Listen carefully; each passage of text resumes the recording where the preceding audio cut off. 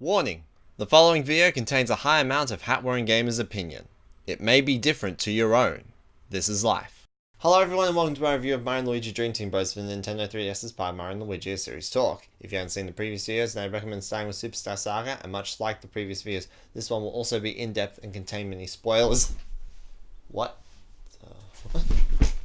Frick. What on earth is going on out there?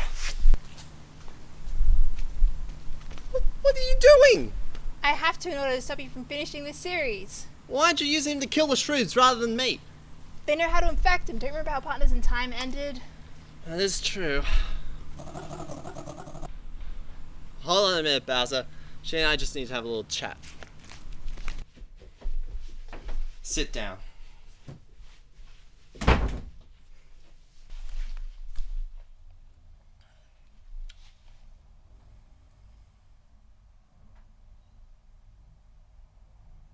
You are getting very sleepy.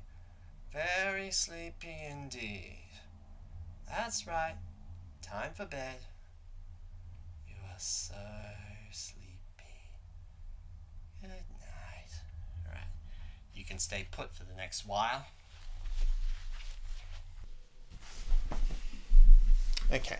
Now we're dealt with that, let's get into it.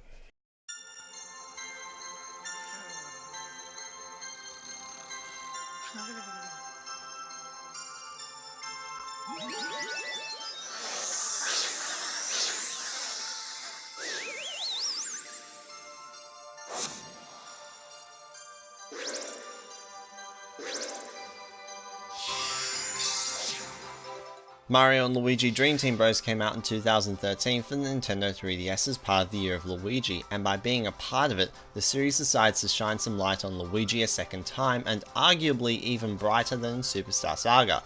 But was it done as well now as it was then? Let's dive in and find out. The game starts out with Peach, Toadsworth, Mario, Luigi, and a bunch of Toads being invited to come and take a holiday on Pillow Island, and so they go by riding a blimp. The events on the blimp are utterly excellent. You hear a message from Pillow Island's proprietor Dr. Snoozemore, who talks about how he studies sleep, a major theme of the game. Right after you're encountered by a purple evil looking character whom Mario fights, much like the Bowser intro fights from the previous games. You're given the option to be taught how to use the attack blocks but not any action commands. It's not a big deal though because you're taught them fairly soon, and in the other three games, you perform an attack and receive an attack at least once before being taught how to do action commands. After the fight, the creature breaks the blimp and sends it falling towards Pillow Island with your first glimpse of it, and I love the way the island comes into view through the clouds, building suspense. And then Luigi wakes up and it was all a dream. What actually happens is that they all arrive safely on Pillow Island, but after the dream, or more so nightmare, Luigi takes a moment to recover with some Toads while Mario and the rest of them go on ahead towards Pillow Castle. On the way you meet some of the island's residents, including Brock Monsieur from Bowser's Inside Story. Brock takes you through some short and easy minigames and battle tutorials. These tutorials are all optional and effective, but I feel that they could have been 1 or 2 battles rather than 3 or 4. Along the way, Luigi catches up with the rest of them and they head inside Pillow Castle. Once inside, they run into Starlo, who plays a similar role here in Dream Team than she did in Bowser's Inside Story, although it's somewhat different and I'll get into why later. Soon, Peach and Toadsworth find themselves riding a platform into the castle's ancient area, and considering the possibility of danger, Mario and Luigi quickly follow. There are no seatbelts, but it's not like they fall off, so what of it? When they arrive, you're hit with tutorials on using Luigi in the field and in battle. I may as well just say that every tutorial in this area is effective and optional with a few exceptions, but sometimes I just wonder why some of them need to be brought up at all. It's great that I don't have to sit through the jumping tutorials, but why even bring it up when you can just leave a sign that teaches using the A and B buttons while those who don't need the sign can just walk through it absent-mindedly. And what I just described is exactly what Superstar Saga did, and it was great. In fact, why even offer any instructions for crossing gaps? I think it's best just to tell you how to jump with the buttons, present the gap as a teaser puzzle, and expect you to figure out how to get across. The information provided is sufficient. Removing these might come at the cost of the area's personality with the fire guard, but I'm only suggesting the removal of the jumping tutorials. The block puzzles are fine. At the end of the path, Mario and Luigi find Peach and Toadsworth surrounded by ghost flame things called Smoldergeist who flee at the sight of the bros. The bros pick up an ancient treasure that was alluded to in a video they saw on Pillow Island's history. When they have it, 2 badges, much like the ones from Bowser's Inside Story, fall out. The badges have the same structure with new effects that make them somewhat overpowered. The only limitation is that it can take a little time to fill up, but it really isn't that long. Since they took the ancient treasure, the Smolder guys come back and fight the bros as the first boss. In this fight, Starly tutorials you through badges, and after she talks about the expert challenges, rewarding players who consistently perform well in battles. Not that I really cared too much about it myself. The boss itself is a very interesting one, but doesn't feel like early game material. Each Smolder Geist will flame itself if you do not dodge successfully, and will lose its flame if you do, and since you don't have hammers yet, it determines whether you can or can't attack them in the next turn without taking damage yourself. I don't think the idea is bad. It really takes Mario and Luigi battles to a far greater level, but it just seems so out of place as the first boss. After the battle, a new path opens up and takes you to the collection room, a museum of valuables and artifacts. Luigi, having been given permission from Brock Monsieur, who just arrived in the room, decides to sleep on the ancient bed using the ancient treasure as a pillow. Soon, a portal to the dream world appears above Luigi and a mysterious force pulls Peach in, and Mario quickly follows her through the portal. Once inside the dream, Mario becomes quickly acquainted with Dreamy Luigi, and so Dreamy adventures officially begin. In the dreams, Mario and Luigi walk in 2D, similar to travelling inside Bowser in Bowser's Inside Story. There are also a number of other differences between the real world and the dream world on top of the perspective shift. One of them is battling. When you enter a battle, Dreamy Luigi enters Mario, which increases Mario's stats, but also means that they only have one turn, similar to fighting as Bowser in Bowser's Inside Story. But when compared to fighting as Bowser, it actually seems to take a step back on an issue I addressed in the previous video. I complimented the idea of Bowser having his own healing items, but criticised the act of him using syrup to restore SP since the amount of syrup healed was too small to properly refuel Bowser. In Dream Team, it's all mushrooms and syrup of the same level whether you're in the dream or out of the dream. So not only is the BP restoration too small, the HP restoration is also too small. To be fair, neither of them alone are worse than the syrup for Bowser in the previous game, but it is present and there are 2 of them. While on the topic of items, another change from Bowser's Inside Story are the star candies, which come back as just candies, but were also nerfed and have different kinds of values, but even the lowest level still refuels 40% of the bros' max HP and BP, and they are pretty frequent. Another overpowered item from Bowser's Inside Story, retry clocks, don't return, but are instead replaced by the option to try again at any death, which seems like another step backwards after what I said in the previous video. Back to dream battling, the way you attack enemies is also different, but not bad. Dream battles thrive on attacking and defending from groups of relatively weak enemies. The way you attack with jumps, hammers, and Luiginary attacks all complement a large group of enemies. Defending also takes an interesting turn. In Superstar Saga there were instances where you fought with only one bro, and defending with just one button could get kind of dull after a while. So Dream Team Bros lets you use the circle pad to either move Mario up or down or change the direction he's facing, and creates enemy attacks based on that. I think these are all well utilised and they make the dream battles distinct from real world battles. There are other differences besides battling, but more on them later. After the bros follow Peach throughout the dream area, and required tutorials, they find her and the mysterious force, or rather spirit, who has her captive, and so you proceed to fight it. The purple spirit creates a dreamy Mario who clones himself, which seemingly complements the other enemies in the dreamy area, but when you attack the real one, all the others disappear, meaning that Luigi's follow-up does little to nothing in the battle, defeating the purpose of it. After the battle, the spirit escapes with Peach to a place beyond the bros' reach, and after a little more exploring, they come to a shining purple stone which releases Dreambert, prince of the ancient Pillow tribe who inhabited Pillow Island long ago. He gives some exposition on who he is, and suddenly in the real world, the ancient treasure that Luigi's head was resting on is revealed to be Dreambert himself. Dreambert's role in the game runs alongside Starlow's. They're near similar, except that Dreambert goes with Mario into dreams and Starlow stays outside of the dreams with Luigi. Having 2 of these characters can at times seem like a little much, but the game does take advantage of the kind of chemistry and banter that can come between them to help keep things interesting. Although Starlow has a little more personality than Dreambert, I sometimes find his attitude towards things amusing, and it comes from his ability to just sit there and chill. For instance, when Mario and Luigi come up with a new ability, Dreambert's reaction is just to stand there and say, "Dreamy." I find that so amusing.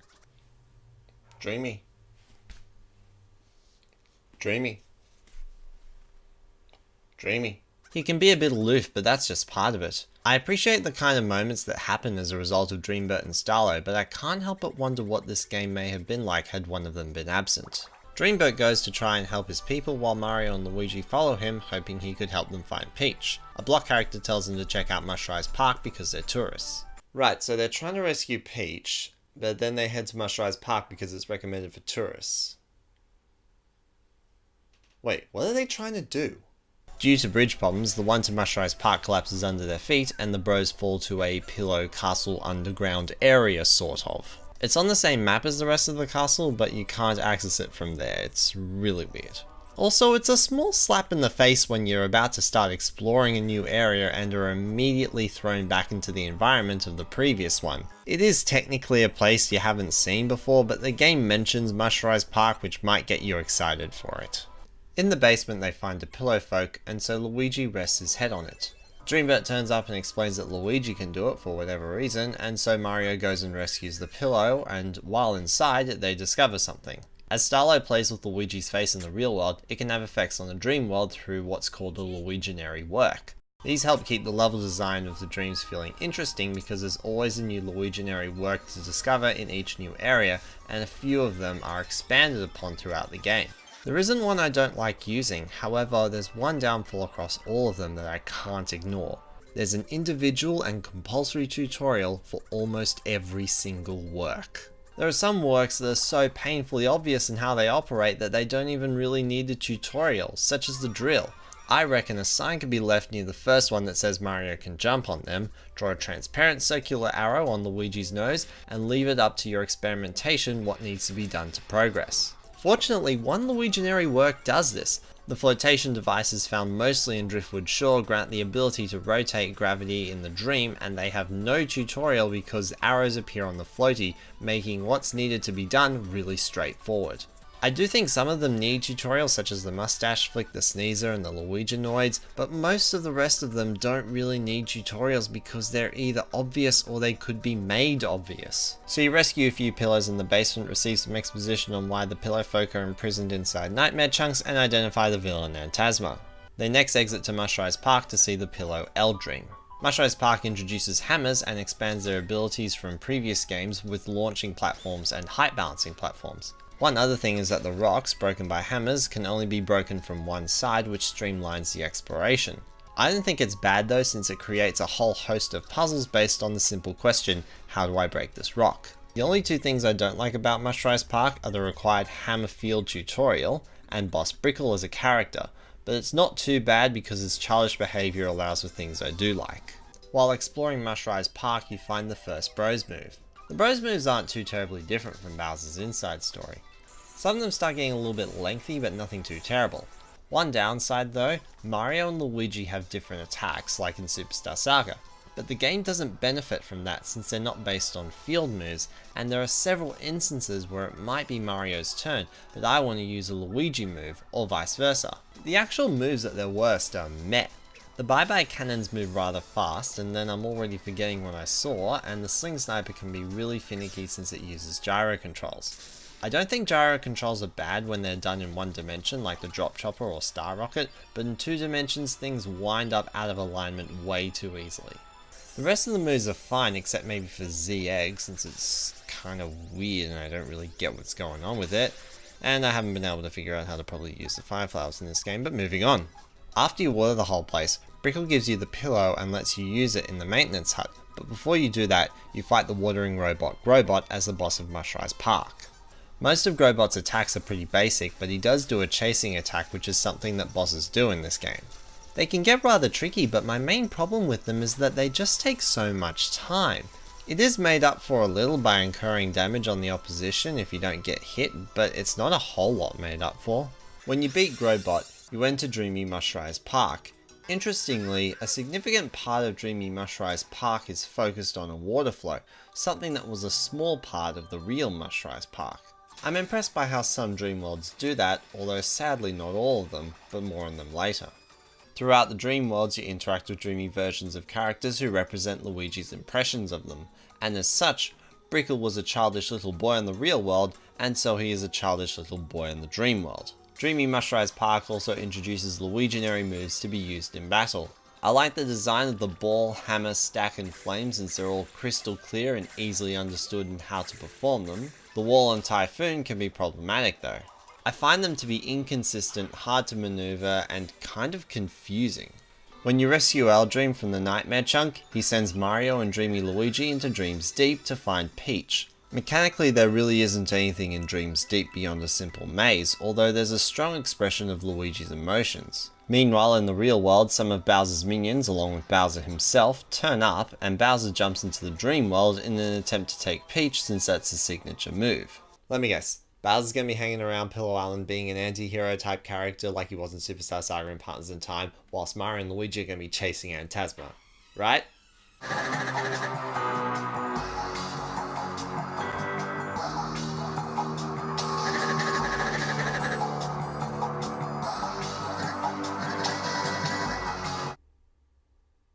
Chasing Bowser and Asthma is really the rest of the game's story. While I try not to get too messed up in the story of a Mario game, the Mario wackiness of Superstar Saga's and Bowser's Inside Stories narratives were really done well, and even though I would say Dream Team's story is better than Partners in Time's attempt at a darker atmosphere, it still remains dull and forgettable.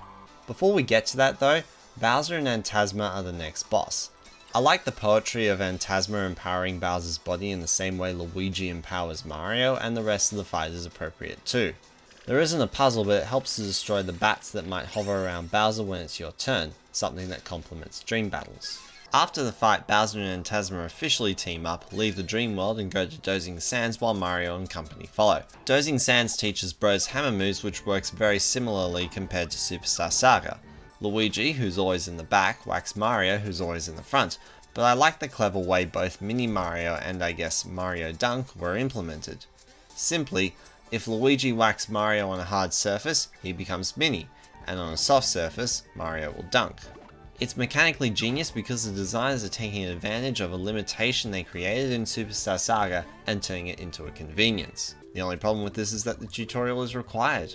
The main desert area kind of sucks. It has some okay puzzle solving, but riding the tracks all the time, even just to go into the next screen, gets kind of obnoxious. I'd suggest at the very least to have speed options that aren't too fast to do this. There aren't a lot of things to find beyond the attack pieces and required pillows to rescue. Also, when I saw this outgoing dent, my impression was that I couldn't go over it until I tried because I was strapped for ideas.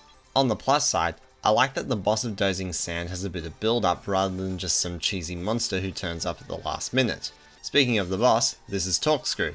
I find his drill coming out of the sand move to be hard to time, and I would suggest a small warning before he does it, but his other moves are fine. He doesn't have much of a puzzle, but what puzzle there is feels rather pointless because your only Bros moves, and therefore most powerful moves at this point, don't involve landing on him, so him falling down doesn't really do much, and it also doesn't disable him from attacking in his next turn. After beating Torkscrew, you discover Bowser and Asthma making off with the Dreamstone. Dreambert then discovers that where they are is a dream point. Some dreamy thing about being one with your dreams and something else. It's a video game. Luigi goes to sleep, Mario goes through a portal. In Dreamy Dozing Sands you find the spirit of the Dreamstone, whose behaviour reminds me of Brickle from Mushrise Park. The spirit runs away and the bros pursue it through the area. Dreamy Dozing Sands expands Luiginoids with high jumps and ground pounds and also has good usage of the drill. I like the area. At the end, the spirit is very annoyed at the bros' pursuit that it transforms into a giant machine, and Luigi, frightened by this in both the dream world and the real world, lowers his cap and Starlo touches the L on Luigi's cap that sends Luiginoids into Dreamy Luigi, and when that happens...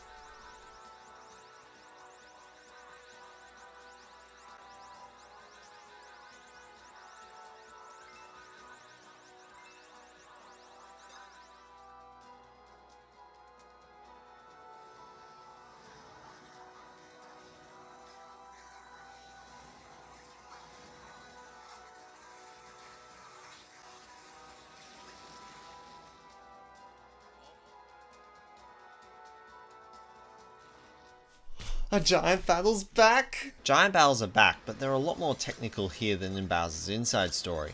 There are some really specific slides and tapping locations, and while there are a few in Bowser's Inside Story, they increase several fold here. I didn't really mind these though, but what bugged me about the giant battles in Dream Team were how some of the enemy attacks just kept going, and while you do actively dodge them and counter, I feel like I'm participating in interactive cutscenes rather than a turn-based battle. And since you don't get much in the way of turns, you don't get a big opportunity to heal, and speaking of healing, to do so has action commands. I don't know why they're needed because the nature of the fight already makes it hard enough to heal. And then at the end you use the star move, which looks really cool, but you have to use a gyroscope in 2 dimensions, and I've already addressed my problem with that. On the plus side though, the giant battles do fix 2 problems I addressed in Bowser's Inside Story. Since it's in the dream, the lack of damage to the area makes sense and the visuals are absolutely stunning. If you stand still during your turn, the game just cycles nice shots of the field. One final major change was the option to play in left and right-handed modes. It's something that went over my head when I played because I'm left-handed, and as a result of playing the left-handed mode, Luigi and the touchscreen are both on the left, like it was in Bowser's Inside Story. Out of all the right-handed people I asked, no one expressed problems with the Bowser's Inside Story battles which are technically done in the left-handed mode. And I got mixed responses from people trying to play the Dream Team battles in the mode they're not used to, including myself.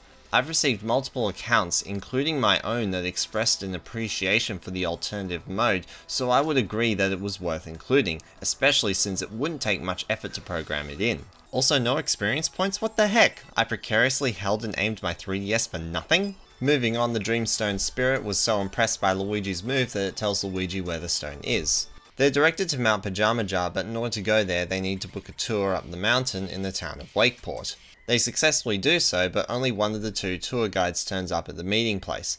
Little Massive tells Mario and Luigi to go find Big Massive, and so they do. I always thought it was kind of interesting to see enemies in a town area. It was unusual, but I think it was pulled off well since they're always away from the townspeople. When you find Big Massive, he's asleep, which is convenient since sleeping is our current superpower. He's in a dream point as well, so Mario goes into the dream world to find him. Oh, and apparently Luigi and Big Massive sleeping like super close to each other means that the dreams will cross paths. I wonder what this is like for married couples. When inside, someone directs Mario to a bunch of fighters with whom the bros must battle in order to meet with Big Massive. This area involves traversing different segments in any order, and each segment concludes with a mini-boss. It's a nice way to shake things up, and each mini-boss has its own rules to keep things fresh. Even when the guy I like to call Upside Down Triforce Face keeps healing himself, it's designed to keep you moving fast. At the end, the host of all the matches is revealed to be Big Massive himself, and to conclude the area, you must fight him. Big Massive has attacks similar to each of the other mini-bosses, which is a cool additive since he is the leader of the others. He's a good boss, but this is the point in the game where some of the enemy attacks get complicated, and while that alone isn't bad, the signals become a little vague. Even just regular enemies do this, but it also allows more creativity in enemy design, and the creativity is present across the whole game. After the fight, Big Massive wakes up and meets with Lil Massive to start the tour. The Massive Bros are my favourite characters in Dream Team, even if it's just for their food illustrations. I beef. Are you beef? Or side salad? The game's characters have the grace and charm of the Mario and Luigi RPG games, and rather interestingly, Pillow Island itself doesn't seem to have a primary species or race like the toads from the Mushroom Kingdom or the beans from the Bean Bean Kingdom, but rather Pillow Island seems a lot more multicultural. The 3 main species are, they don't really have names. Well, there are the tree dudes, like the Massive Bros, the guys with poop emojis for heads, and the blocks, but the blocks' behaviour confuses me. In Bowser's Inside Story, Brock Monsieur was friendly towards Bowser and was hostile to Mario because of Mario's history with hitting blocks, yet here, he loses what made his character unique, and the same applies to all the block characters met in Dream Team Bros. They're all friendly towards them, and the bros are still hitting blocks like there's no tomorrow. Moving on, now that the bros found Big Massive, the Mount Pajama Jar tour can begin. The mountain has a rich history containing monuments of buff tree dudes doing impressive things. They don't add anything to the gameplay, but it's great to see so much personality given to the area. Whilst climbing, you learn the spin jump, a Mario and Luigi staple, and it functions the same as it did in Bowser's Inside Story. You also learn the side drill, a move new in Dream Team Bros. It can cross gaps and get you through tight spaces whilst destroying anything breakable along the way. There's a fair amount of satisfaction from breaking something in your path, but that's most of what it offers. The only other things are some time challenges, but I can't understand why there aren't any secrets around the world map that the move can access. It would seem genius to have some caves to explore that are only accessible by this move, and there aren't any. Overall, the climb itself was really epic at the start, but once you hit the snowy area, the music changed from this epic and motivating climb to something flimsy that made me feel lonely and uninvited to explore the area. At the top you have the boss Mamushka. I find it to be kind of cool to see an enemy based on mammoths in the snow, and the fight itself is an improvement on Grobot and Torkscrew. It does do one of those annoying chase attacks, but it has a few more other interesting attacks like the snowball and rock. There isn't a puzzle, and I would prefer no puzzle over a puzzle that doesn't do anything like Torkscrew, and a weak point on its head encourages experimentation with the bye-bye cannons and drop chopper, two recently unlocked bros moves. To cap it off, it has this hilarious and satisfying ending of pummeling the foe down to size and watching its complete destruction. At the top, the enemies play some music called the Dream Beats, which causes everyone to fall asleep, which powers up the Dreamstone, or something weird like that. I don't get it. This story is weird and forgettable. All I can say is this: Dwellers of Pillow Island, lend me your energy! To hide from this, the four of them find a nearby dream point, and so Luigi rests his head once more, and Mario jumps inside. I wonder if Luigi sleeps as tight as Hannah is right now. I wonder what she's dreaming about. There's got to be some way to stop him.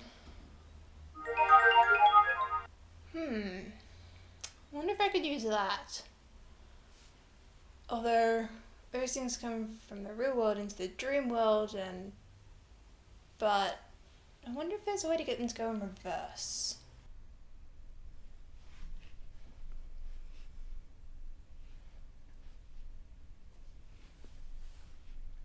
Hannah? You okay? What the? She's still asleep. Okay, I'm gonna move you somewhere else now.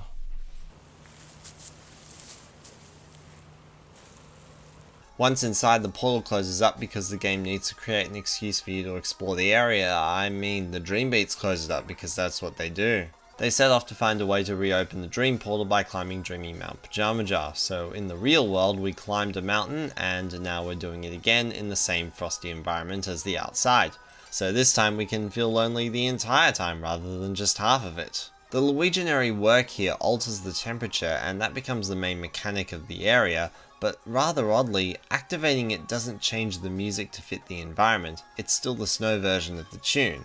The temperature mechanic itself is not as expansive here as it was in the airway in Bowser's Inside Story. Don't get me wrong, there are moments where puzzle solving is required, but it's just not as well thought out. To make up for this though, the area also enables the tornado move with the Luiginoids to help shake things up. I don't really tend to like this area just because of its environment, and the portal closing up makes it feel really distant from the rest of the game. But I must admit, the lava juxtaposing the snow looks really cool both in the dream and out of the dream. Now when Mario sees the lava, he suggests doing something impactful would reopen the dream portal, and he knows how? So they go to the top of the dreamy mountain, and the bros trigger the mountain itself for a giant battle. One aspect I must praise about the giant battles here is that much like Bowser's Inside Story, they continue to be interesting and have proper boss puzzles, which is something I appreciate. The boss itself does well in that regard in the way you need to knock it down to weaken it, and when it summons rocks beneath it, you need to play with your hammer moves in response to lava craters appearing. Also, this guy has a freaking Aurora Borealis. It is beautiful. In fact, the whole world in this game is visually stunning. The polygons and every texture on them are utterly beautiful, and the different kinds of environments are well presented, giving off its own unique tone. It's just a shame that I don't like the tone of the snow and ice areas. And I can't say I like the character sprites in this game. A lot of them look blurry and don't have much room for expression, except maybe for Bowser. After the battle, Mario's theory is proven right, and the portal opens again, rather conveniently.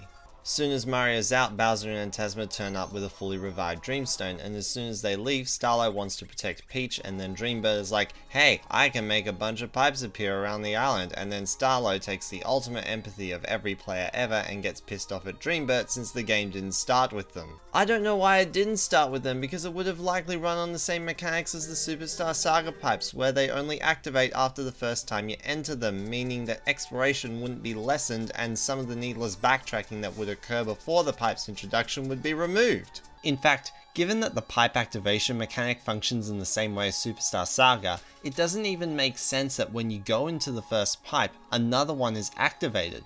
Also, after the next cutscene in Pillow Castle, any pipe in the place you've been before suddenly becomes active. Now don't get me wrong, I was grateful that I didn't have to manually climb down the mountain or activate pipes in places I was already in, but the whole system would be consistent with Dreambird's words and make complete sense if the warp pipes were there from the beginning. In this event's defense though, Starlo and Dreambird have some chemistry which I praised earlier, but I don't think it was worth it. Now that Forgetbert brought the pipes, the four of them are able to quickly return to Pillow Castle in the hopes of finding Peach. A Toad directs them to Driftwood Shore, but on the way, Bowser, Asthma, and the minion trio discuss what to wish for with the Dreamstone and decide on a new castle. Neo Bowser Castle. When they arrive in Driftwood Shore, the bros find a high quality shop with high quality gear, and I think I'll talk a little bit about that. I think the gear was rather improved in this game just by a few simple additives. You can choose boots which affect your jump attack and hammers for the hammer attack. It's really simple and intuitive. On a similar topic, you can equip more gear with rank ups like in Bowser's Inside Story, but in Dream Team they're optional because you can change the way your abilities increase throughout the game and each rank up, giving you more control over how Mario and Luigi grow throughout the game. The only thing I don't like about the implementation is how it offers a boost for each stat in level ups. I think that should just be reserved for the level up bonuses. Anyway, in the posh looking building you can find Brock Madam back from Bowser's Inside Story receiving a message from two block characters. When the bros meet her, the block characters are revealed to be Peach and Toadsworth in disguise. Out of desire to protect her, Brock Madam suggests hiding Peach in the dream world, so they set out to find a dream point nearby that could keep her safe. Securing her requires the exploration of Driftwood Shore, and I can compare this area to Woohoo University from Superstar Saga. No new moves are taught in forced lengthy tutorials, not even the Luiginary work that's introduced here has a tutorial. Outside the dreams it's just testing you on everything you know, much like the Woohoo University. I can't say I don't like it. Inside the dreams you just solve puzzles that circulate around the new Luiginary work.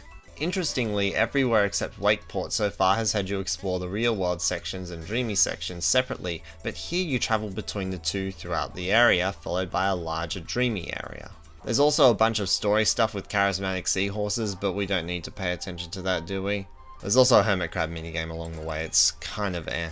When you get deep into dreamy Driftwood Shore, Peach follows and then reveals herself to be Kamek and the Elite Trio in disguise, and so you fight the Elite Trio, and oh my goodness, this fight is amazing.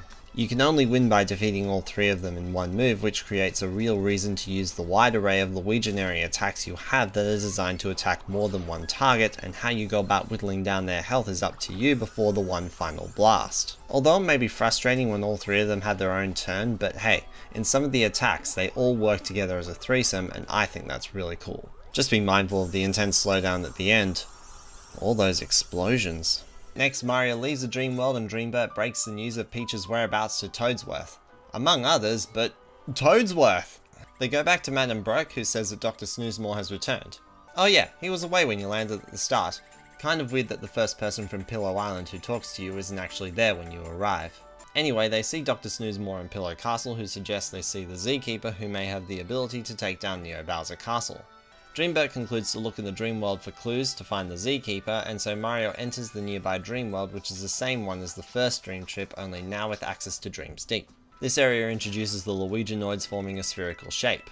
What's interesting about this formation is that it, along with the first formation of the tower, lines up with the Luiginary attack.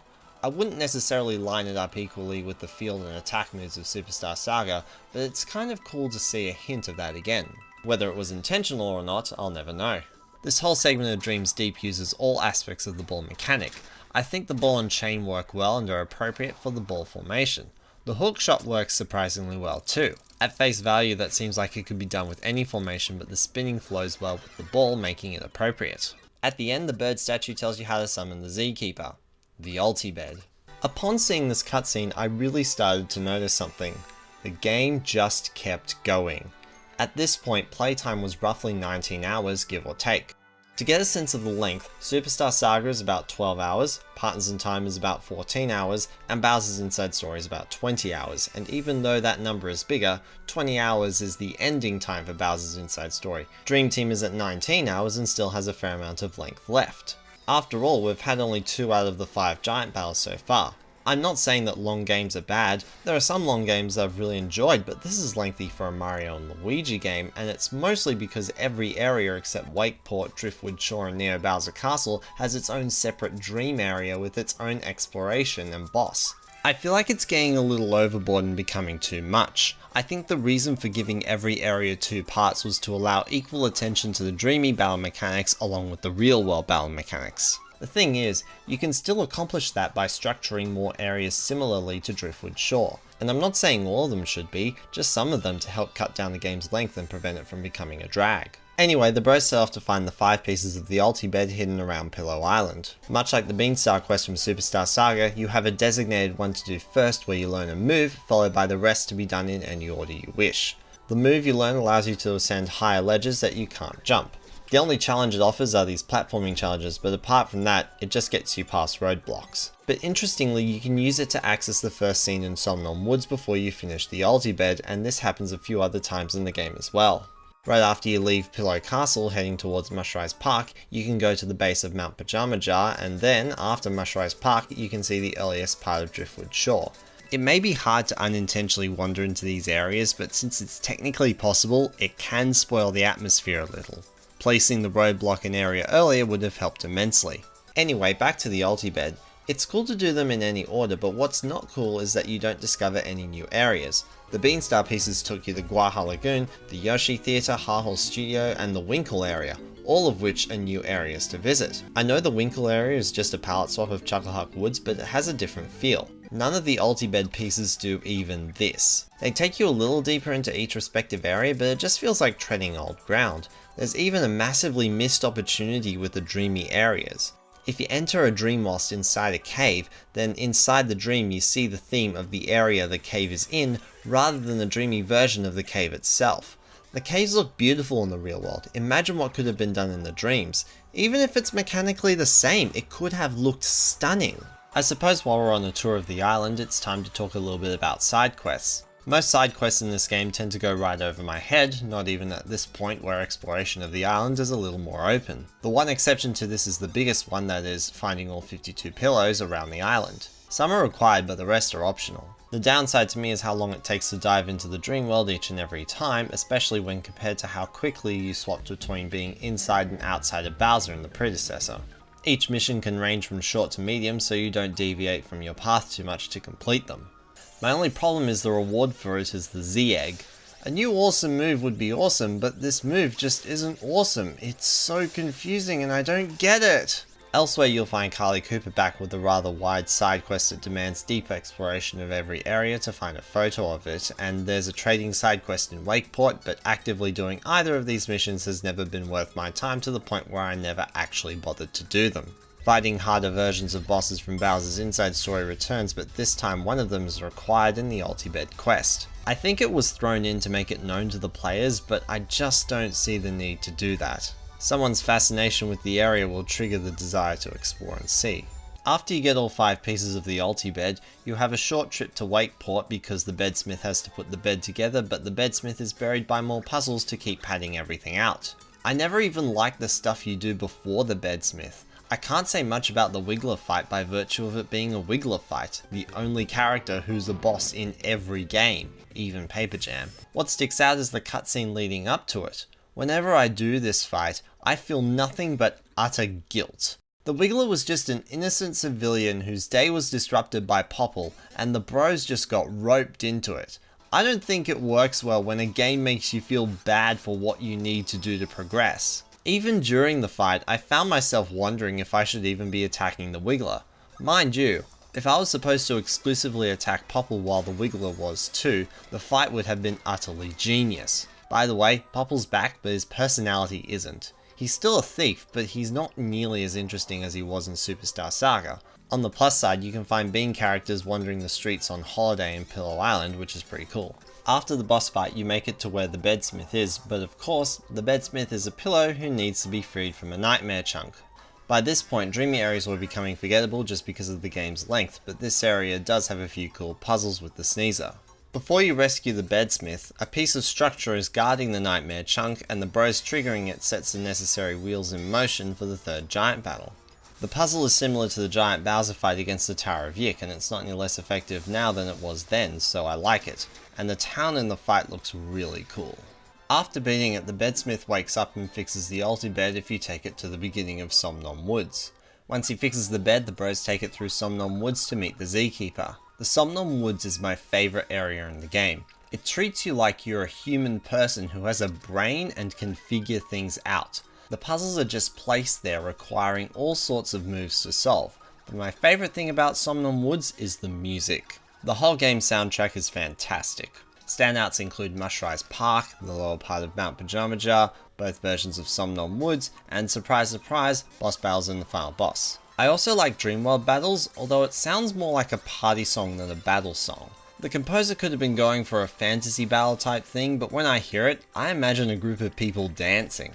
At the top of the Pillow Temple, we have a really good boss with a devastating attitude at the start, but after you take down its wings, you have more confidence as the boss itself loses its own confidence. The puzzle is done really well, and the attacks also treat you like you're an intelligent person. If you got hit by this move, it was your fault. Yeah, I know, I defended with the wrong bro, shut up. Once beaten, you enter yet another dreamy area, and oh my goodness, this game just keeps going!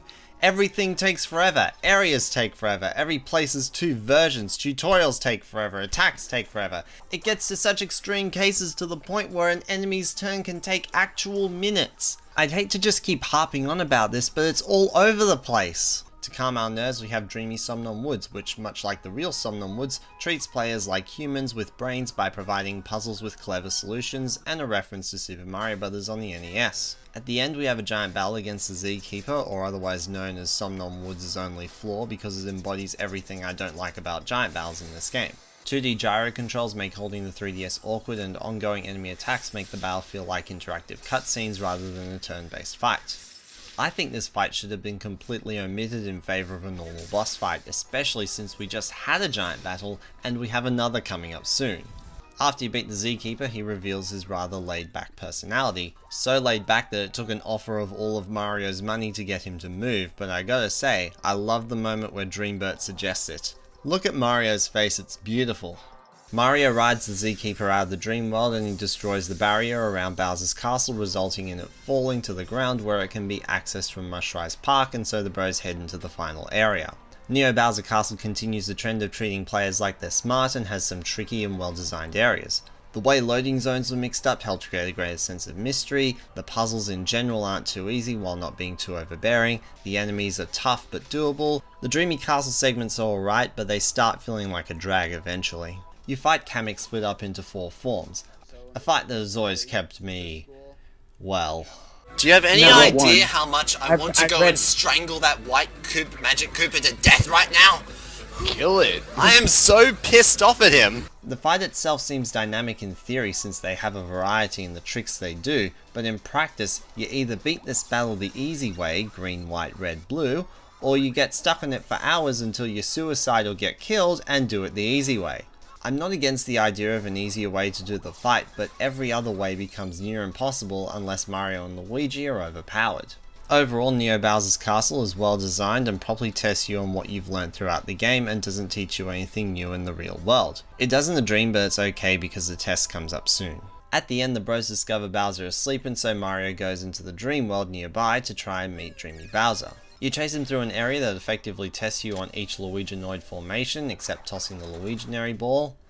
Don't really get why. At the end, Bowser grows giant, and it seems like Luigi would be scared and enable himself to grow giant too, but he doesn't. Instead, he grows big with confidence as seen by Dreamy Luigi's pose and the real Luigi's smile as he pulls down his cap. Now's the time I want to bring up something. The 3 previous games all had what I'm calling focus characters. Characters that the games highlighted respectively, and I spent a good time talking about these in my previous videos. I addressed how Partners in Time's focus on the babies was rather weak and really enjoyed Bowser's Inside Story's focus on Bowser, but in Superstar Saga, I talked about how the focus character was Luigi. I praised Luigi's actions, how he saved Mario from the barrel of Chocola Reserve by walking through the cave, how he saved Mario a second time from the Bean Fever by venturing into Guffawa Ruins, and how he helped both the Mushroom Kingdom and Bean Bean Kingdom by walking into the enemy's stronghold in Peach's place, escaping and taking the Bean Star with him. In Superstar Saga, Luigi did a lot of really cool things after he, at the start of the game, clearly didn't want to. So where am I going with this? Dream Team Bros likes to turn the focus on Luigi yet a second time, but this time, rather than Luigi doing awesome things, he imagines himself doing awesome things. That's not hard. See? I just imagined myself doing something cool. All the best things he did them inside dreams. Dreamy Luigi isn't impressive. He can go into objects risk-free, he can grow giant, but that takes no effort. Luigi wasn't resisting this at the start of the game, he was sleeping at the start of the game, and rather than recovering from that, he happened to land on the one place in the Mario universe where the ability to actually do nothing is useful. Luigi doesn't do anything impressive in this game but sleep, something that humans spend 1/3 of their lives doing. And anything Dreamy Luigi did, even if it carries weight in the game, isn't that impressive when you consider that Dreamy Luigi's actions were just products of Luigi's imagination. As Brock stated at the start, Dreamy Luigi is better looking and slightly taller than the real Luigi, so Dreamy Luigi can be anything that real Luigi wants him to be that's convenient for the situation, and it's not like the real Luigi does anything impressive in the real world. He doesn't get a chance to be in the front and he doesn't go on his own. Mario gets to go on his own, and during that you can't take control of Luigi, and you don't even need to be thinking about Luigi's role to think that there's a sign of something missing. The two groups concept that was present in the 3 previous games is completely absent here when Luigi was supposed to be the focus. Superstar Saga was a better Year of Luigi game than Dream Team Bros ever could be. Back to the giant fight against Giant Bowser, it suffers from the same problems as the Z-Keeper one did, such as enemy attack sequence going for too long and 2D gyro controls, but it's not as bad as the Z-Keeper, and you also have the act of trying to knock Bowser into a liquid and being wise about the kind of hammer swing you wish to do. So it effectively tests you on everything you've done in giant battles, it's just unfortunate that the mechanics are not as good in this game. After that, Bowser decides to betray Antasma at the last second, and they split off, and then Dreambird attempts to fight Antasma and... take that! Antasma hides in the dream world and Mario goes after him for the Dream Battle Formation section of the final boss. This battle is pretty good except when his attacks go way too far over the top. The offensive side is fairly good since there are multiple targets complementing the Luiginary attacks, but the downfall is that anything but Antasma himself is just there to buff stats, and while that seems like something to destroy, you're not likely to get rid of all of them, and that means he'll surely find one of those orbs that can still buff him, and even if you do get rid of all of them, he just creates more. Despite this battle's flaws, it's actually my favourite part of these final battles. I should also mention that the ending boss rush in this game didn't bother me in the same way it did in Bowser's Inside Story because first of all there are fewer fights, and second, each battle felt a lot more meaningful since they're testing you on a different way of fighting. So some events happen at the top of the castle resulting in Bowser taking in and being transformed by the Dreamstone, and so the final boss begins. Here's a little known fact about this fight. I hate it. The puzzle is bad, the attacks are over the top, and the healing just pisses me off. How about I start with the puzzle? Okay, so you can target both his arms and his head, but the left arm has nothing to do with the puzzle, so that doesn't matter. What the right arm will do is sometimes block the head, and all you have to do is destroy the right arm. It sounds really simple, but that's the first problem. It's a lame puzzle. Destroy one target that doesn't even always defend the main target. The next issue are how some of the attacks are uncomplimentary to it. In Mario's moveset, I would just use the bye-bye cannons to attack the arm, but in Luigi's moveset, the two ideal moves to use on the arm are the drop chopper and the sling sniper. But there are items where you choose your target as part of the action commands, and if the right arm decides to cover the head for the attack, both targets become immune. It would make a whole lot more sense if you could still attack the right arm while it's covering up the head, but you can't. You could use the Star Rocket, but that takes ages to do and always seemed way too over the top for what I was trying to accomplish, and the fact that you can kind of makes the rest of Luigi's moveset useless. Next are Bowser's attacks. While not being nearly as terrible as the other two, they do inherit the tedious nature of various attacks throughout the game, such as taking a while to perform, timing the defense moves, and then there's this. Lastly, we have Bowser's healing move.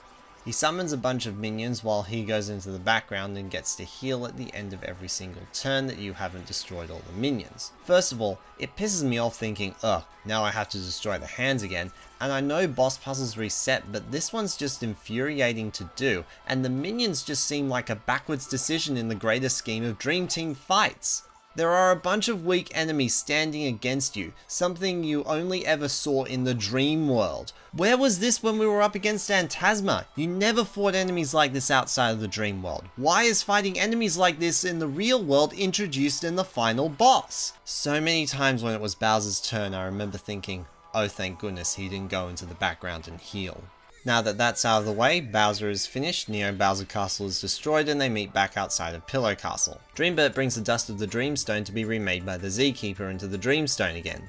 Instead, he turns it into a giant coin and says, don't rely on things. Seriously, rely on yourselves, on each other. Throw away material crutches and you guys will be better for it. And then he makes it rain coins. So in the end, the Z-Keeper just says, don't rely on things, here's a bunch of money. Mario and Luigi Dream Team Bros is really long, and that's the thing I remember the most when it comes to this game. Although in my most recent playthrough I did find myself enjoying most of the things this game has to offer. It has good level design despite Dozing Sands and Dreamy Mount Pajama Jar. It had some really cool moves both in the dreams and out of the dreams. There were a few good enjoyable bosses, even some of the giant ones, despite them not being as good as the Bowser's Inside Story ones. There was a lot of personality and whimsical characters to keep you laughing and engaged, but it wasn't until my most recent playthrough that I remembered most of this because it was overshadowed by the game's long length. I mentioned in my previous video about Bowser's Inside Story that I remembered everything about that game that I love while its pacing issues were forgotten, yet here I seem to be remembering the negative thing of its length while forgetting the positives. I remember Bowser's Inside Story's most positive moments because they were condensed and ongoing, while Dream Team seemed a lot more spread out and therefore each moment became forgettable. Meanwhile, Dream Team's worst aspect, being the length, constantly exists across the whole game, with Bowser's Inside Story's pacing issues being spread out and forgotten. To bring in another game, just as Superstar Saga was defined by solid foundational mechanics, Dream Team was defined by its length. And when compared to Superstar Saga, Luigi's story in Dream Team Bros was a lot weaker and also buried by the game's length. Overall, the game did have very enjoyable moments when they weren't blocked by the length. However, as bad as the length gets, the series can go a lot worse, but more on that in the next video. I'm Hat Warren Gamer, and this has been Mario and Luigi Dream Team Bros. Whew, okay. Well, one more video left to go, and then I can say the magic words that wake up Hannah. Ah, crap, I said them.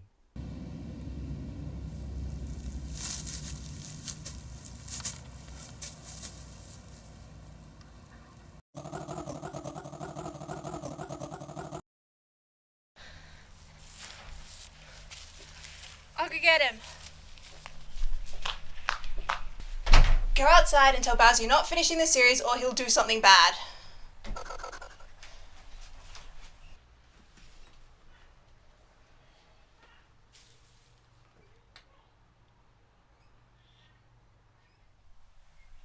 I told you so.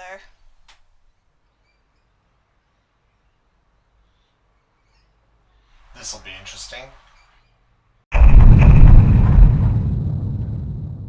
Hey everyone, thank you for watching the Mario and Luigi Dream Team Bros series talk video. I hope you enjoyed it and that it was worthwhile. Let me know down in the comment section below. My usual thank yous to Matt for helping me with writing, Allison for the graphics, and Hannah for the acting and audio editing. And of course, the next video will be on the final game in the series, Mario and Luigi Paper Jam Bros. So keep on the lookout for that. And until then, I'd like to thank you all so very much for watching, and I will see you next time.